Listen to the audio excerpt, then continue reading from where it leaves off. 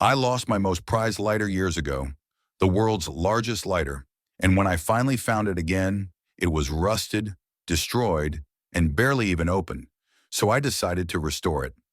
I sprayed cleaning foam across the entire body just to soften the rust, but everything was stuck, so I inspected it and realized nothing was moving.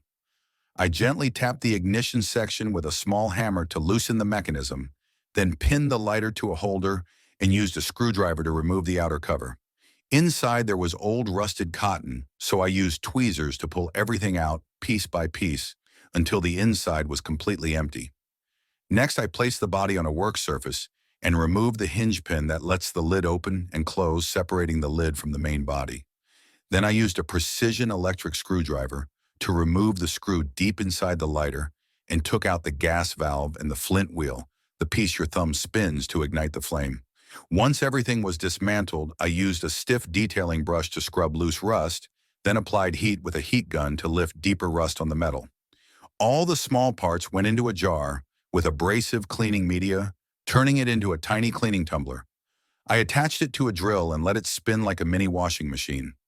After a few minutes, I opened the jar, poured everything out, and rinsed each part with a metal cleaning solution, making sure every surface had fresh metal exposed.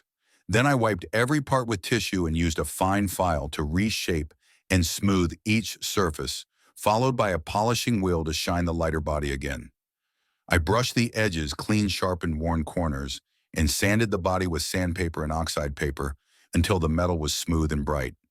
Now I dipped the body in a metal plating solution, connected it to a power source, and let the plating process coat the metal in a brand new finish. When I pulled it out, it already looked incredible, but I polished it once more to bring back the silver shine. Then I rebuilt the hinge, cutting a thin metal piece for the lid mechanism, drilled a hole, and attached a tiny screw so the lighter could open smoothly again. Next, I reattached the flint wheel, filled the lighter with new cotton, soaked it with lighter fluid, and closed everything back the way it was originally built. For a final touch, I cut a stencil shaped like an eagle and wrapped it around the lighter, then sprayed a design onto the metal, giving it a custom finish.